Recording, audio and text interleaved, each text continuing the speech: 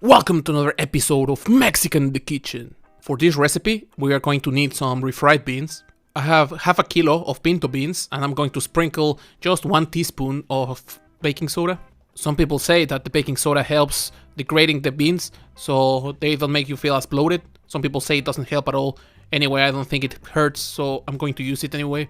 Once I add the baking soda, I'm going to add some water. I just want to cover my beans.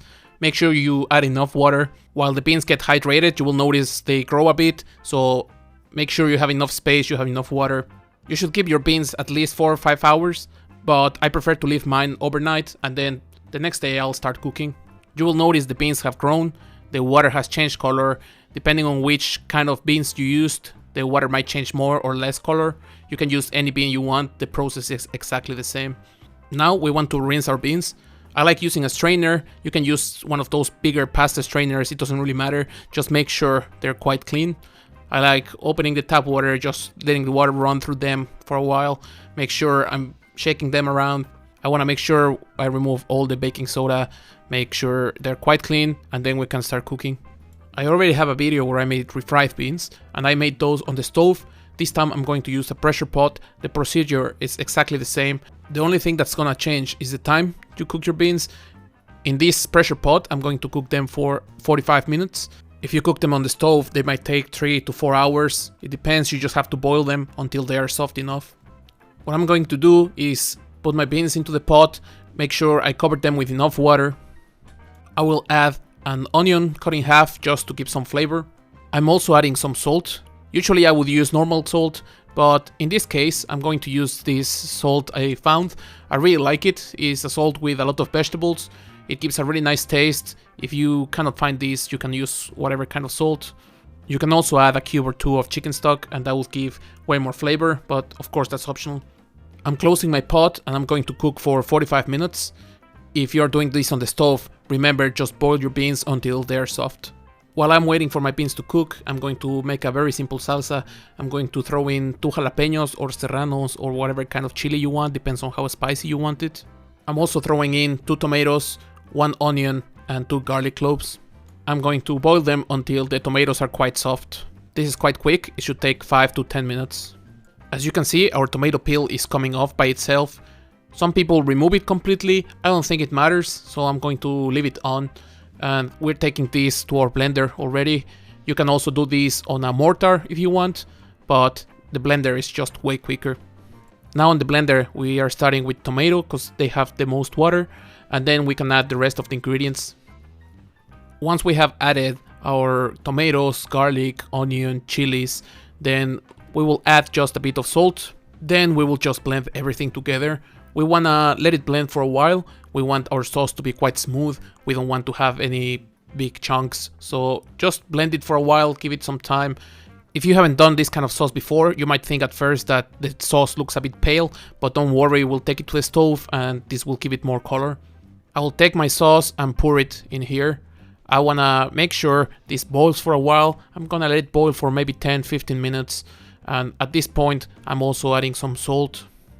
Even though we have already boiled our ingredients, you will notice when you put it in the pan and let it boil for a while, it will start getting a way nicer color. My sauce has been boiling now for 5-10 minutes, so I'm going to take just a handful of coriander and I'm going to throw it in. I don't want the coriander to be there too long, I don't want my sauce to become too dark, but this will give a really nice flavor. After this, I will just let it boil for about 5 more minutes and I'm going to set it aside and the sauce is ready. Here I have a pan now on a 3 or 4 out of 6, so medium high fire. I have some canola oil, it's already a bit warm.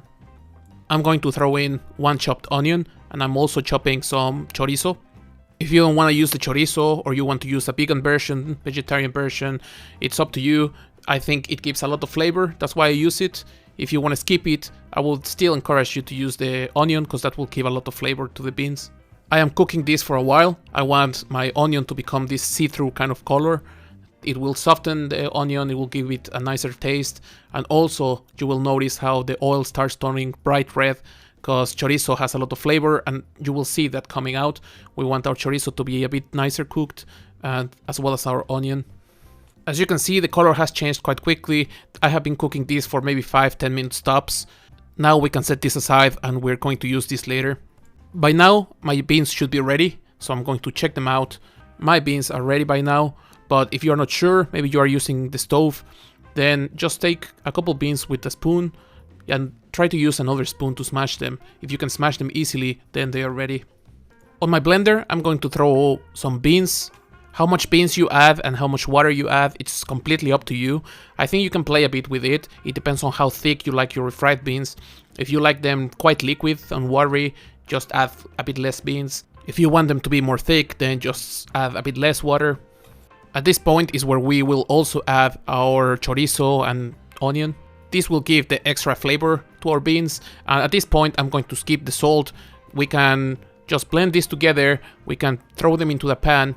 And after that, we will rectify if we need salt or something else. I am using my same pan because I have the chorizo flavor in there. I have a lot of the oil still. So I'm just going to throw everything in there. This will give a bit more flavor. Just be careful, this will jump around. Try to be quick and start moving your beans. You don't want anything to burn or stick to the bottom of the pan.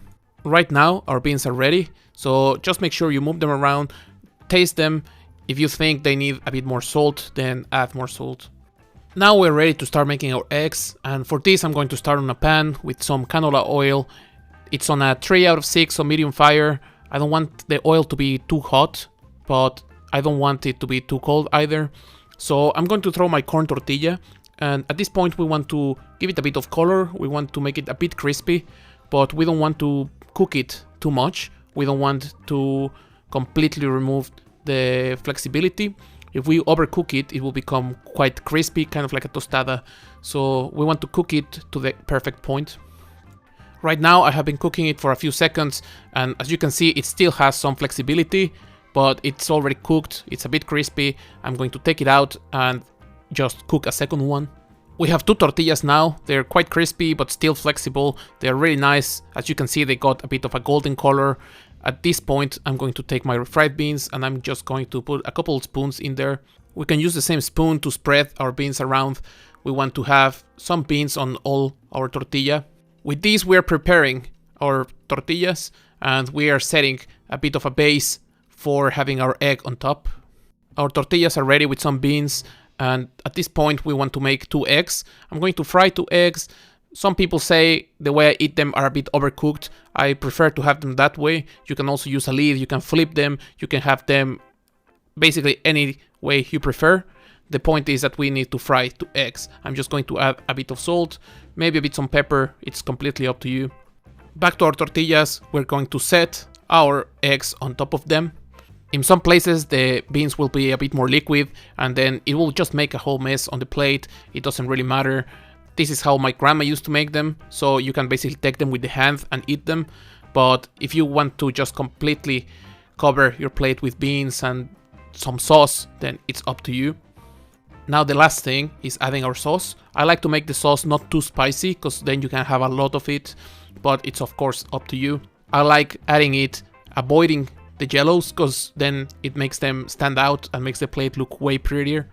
But again, it depends on how you prefer things.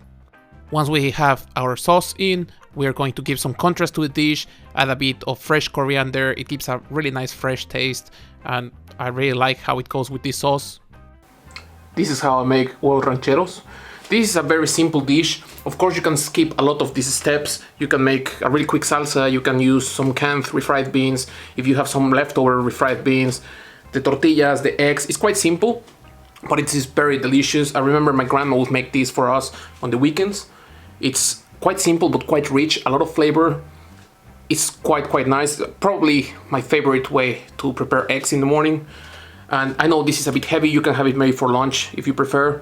You can change the sauces. These are huevos rancheros, but you can also have huevos divorciados, which is basically the same, but one egg has one kind of sauce, then you make a different sauce, maybe a green sauce for the other. This is quite nice because you can play with the sauce, you can change the chilies, you can maybe grill your chilies on a pan or a skillet or on a grill, just char them a bit, make a different kind of salsa, and you can make this in many different ways. Some people add guacamole, some people add some avocado. You can play with it, maybe use some other kind of beans. You can just maybe not make refried beans, just like cook the beans, make a kind of soup, and just put it on a bit on top. It's a very nice dish because you can do however you prefer. I hope you liked the video, to try it at home, press like, subscribe, all those kind of things, and see you in the next one.